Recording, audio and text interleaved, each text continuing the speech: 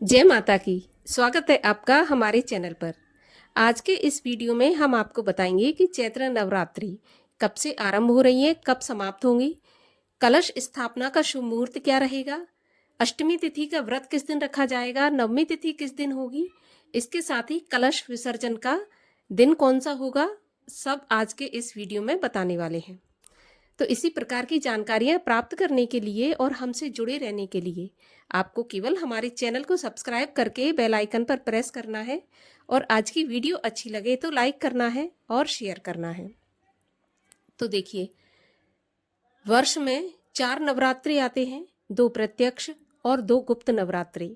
चैत्र मास की जो नवरात्रि है उसको हम शारदीय नवरात्रि कहते हैं। वैसे तो शारदीय नवरात्रि प्रतिपदा से आरंभ होकर और रामनवमी तक चलते हैं, लेकिन इस बार 9 दिन की नहीं 8 दिन की नवरात्रि होने वाली है और माता की सवारी हाथी पर आने वाली है, जो कि बहुत ही शुभ और मंगलदायी मानी जाती है। तो 8 दिन की होने की वजह से जो भी भक्तगण नवमी की और अष्टमी की पूजा करेंगे तो वो एक ही दिन होगी। अगले दिन यानी कि 9वें दिन कलश विसर्जन हो जाएगा और व्रत जो भी भक्तगण रखते हैं वो व्रत का पारण कर लेंगे। बहुत से भक्तगण अष्टमी के दिन ही कन्या पूजन करके अपने व्रत का पारण कर लेते हैं और बहुत से भक्तगण कलश विसर्जन करने के बाद अपने व्रत का पारण करते हैं। तो जैसा भी आप हमेशा से करते आए हैं उसी प्रकार से आप करें। बस ये ध्यान रखना है कि आपको 6 अप्रैल तक ही ये कर लेना है, क्योंकि 7 अप्रैल को कलश विसर्जन होगा सोमवार के दिन। हाँ, कलश विसर्जन आपको 7 अप्रैल को ही करना है और जो चौकी वगैरह आप बिछाएंगे वो भी आपको 7 अप्रैल को ही उठाना है, 6 अप्रैल को नहीं। बाकी कन्या पूजन व्रत पारण आप कर सकते हैं 6 अप्रैल को। अगर पूजा विधि की बात करूं तो पूजा विधि में आपको एक पटे पर लाल कपड़ा बिछाकर, अगर आप 9 दिन माँ की जोत जलाना चाहते हैं, 9 दिन बाकायदा आप कलश स्थापना करना चाहते हैं और आप जवारे वगैरह भी बोना चाहते हैं तो विधि विधान से करें। अगर आपके पास समय नहीं है तो आप रोजाना केवल दुर्गा चालीसा का पाठ करें और जब तक आप चालीसा का पाठ करते हैं तब तक जोत जलाएं और बस सुबह शाम की आरती कर लें। इतना कर सकते हैं। अगर आपके पास समय है तो पूरे विधि विधान से दोनों समय फिर आपको पूजा पाठ भोग माँ का अच्छे से करना है। तो विधि विधान के लिए आपको एक पटे पर लाल कपड़ा बिछा लेना है और उस पर माता की आपको एक मूर्ति रखना है, ठीक है ना। फिर आपको एक तांबे का कलश लेना है, मिट्टी का हो वो भी चलेगा।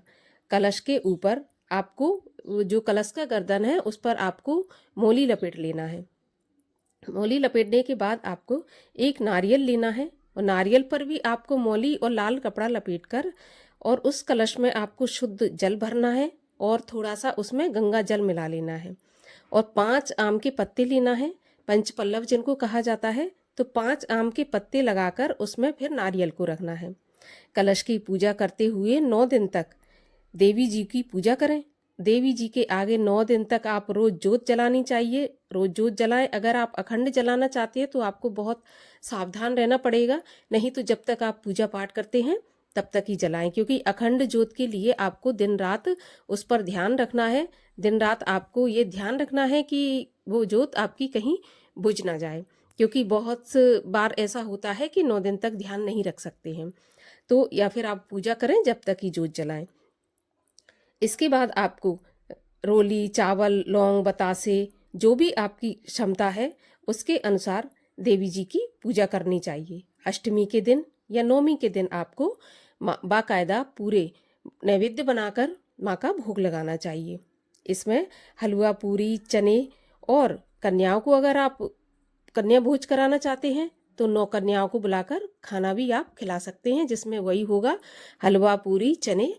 इस प्रकार से कन्याओं को टीका लगाएं और उनकी चरण वंदना करके दक्षिणा देकर फिर कन्याओं को विदा करके अपने व्रत का आप पारण करें।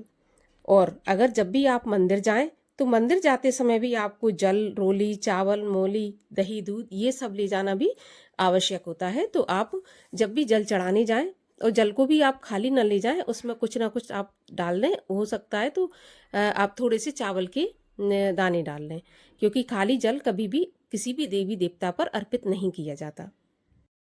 और चलिए अब आपको ये बताते हैं कि नवरात्रि कब से आरंभ हो रहे, कब समाप्त होंगे, कलश स्थापना का मुहूर्त, कलश विसर्जन का मुहूर्त, अष्टमी तिथि, नवमी तिथि, इस सब के बारे में अब आपको हम बता देते हैं। तो देखिए, चैत्र मास के शुक्ल पक्ष की प्रतिपदा तिथि प्रारंभ होगी 29 मार्च की शाम 4:27 पर और समाप्ति हो जाएगी 30 मार्च की दोपहर 12:49 पर। तो जो नवरात्रि का आरंभ है वो 30 मार्च को होगा और इसका समापन 6 अप्रैल 2025 को हो जाएगा, यानी कि रविवार से शुरू होकर और रविवार को ही नवरात्रि समाप्त हो जाएंगी।